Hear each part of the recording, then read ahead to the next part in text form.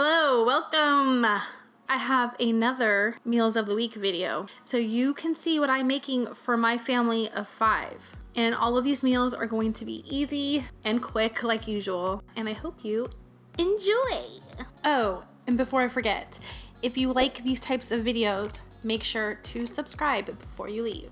This first recipe is totally out of season. You're probably gonna ask yourself, why are you making this right now when it's 1,000,000 degrees outside? And that's a good question. But if you are not familiar with me, I like to fill my freezer weekly. I like to add things to my freezer for later on. And so this week I decided that I was going to make one of my most favorite soups. It's a cheesy taco soup, but it's not liquidy. It's a very thick, hearty, delicious. I mean, it's kind of like a chili almost.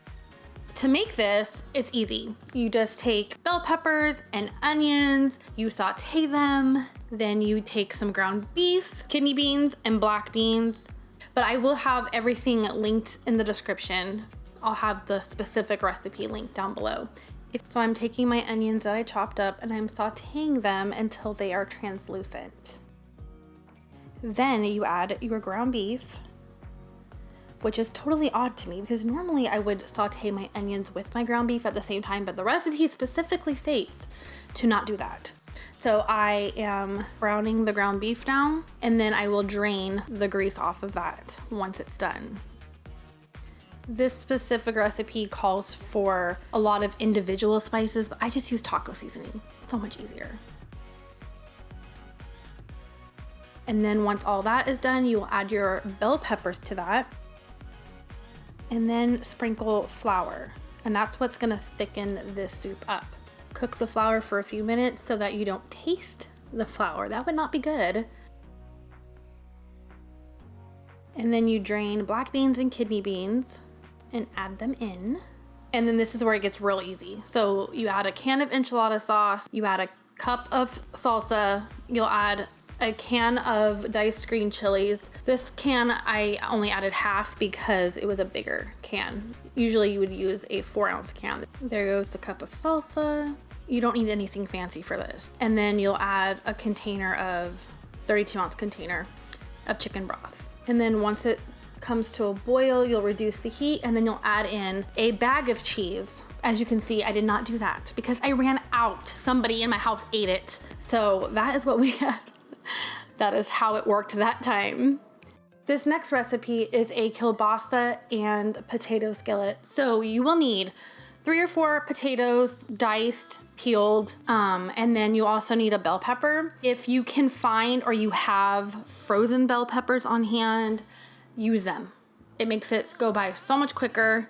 It tastes the same. It's amazing, but I didn't have that. For the kielbasa, I used a mozzarella stuffed sausage. You can use any type of kielbasa you want. You can even use chicken kielbasa. It all tastes good. So all you need to do is heat some oil on the stove. You'll add in your kielbasa and you'll cook it until both sides are brown and crispy. Do you like crispy sausage? I really like crispy sausage. My husband does not. Once the kielbasa is nice and crispy, you will take it out. You'll add a little bit of butter to the oil that's already existing, and then you'll add your potatoes and you'll just crisp them up however crispy you would like them. Then you'll season your potatoes, lots of salt. Potatoes need salt. Pepper, garlic powder, and some onion powder. You can also use onion for this, like fresh onion. And then you add in your bell peppers. Now that it's done, you'll add the kielbasa back with the potatoes and the bell peppers. And then we made it with some green beans. It was so good.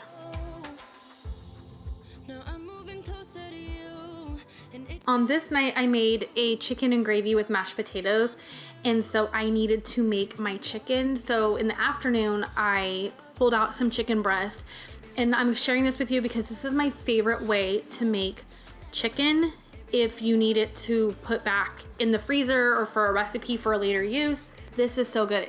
It reminds me a lot of rotisserie chicken. So you'll take however many chicken breasts you want. You'll season them however you would like to season them. I use garlic powder, onion powder, paprika, salt, pepper, and then you add butter on top of the chicken breast, and then you place them in the oven. And so like every few minutes, every 10, 15 minutes or so, you will baste the chicken or brush the chicken. So I have like a little basting brush, and I'll pull the chicken out, I'll baste it, brush it with the butter and the juices from whatever is in the pan. Once it's done, it'll look something like this. You will chop it up, and then you just will add it to gravy. You can make homemade gravy. You can use gravy from a packet. I had gravy from a packet, essentially. It was my bulk gravy, and then we served it with mashed potatoes. I poured my gravy chicken mixture on top of my potatoes. It was so good. Kind of reminded me of Thanksgiving a little bit. Definitely must try, and so easy. This last recipe is going to be popular with kids. It is a sheet pan pancake. And so once again, you could use homemade pancake or make a homemade pancake mix and then assemble it that way, or you can use boxed. I'm using boxed. So I'm following the boxed instructions on the back of the Bisquick box. My gosh, stop saying box. And then instead of firing up the griddle and making a bunch of little pancakes, you make it on a sheet pan. Why am I screaming? I'm adding a little vanilla. Also, I should have added some syrup. I've added syrup in my pancake mix before. If you've never tried that, it's really good. So here I am spraying the pan, pouring the mixture on the pan. And the recipe that I followed, or where I got my inspiration from, they used like mix-ins. They had fruit, strawberries and raspberries and blueberries. I did not have anything extra. This was at the end of the week, and so I was pretty much out of fruit. I didn't have chocolate chips or anything, but you could add whatever you wanted. Ours was just plain. You cut them in little squares. They taste exactly like pancakes. Add some butter and some syrup.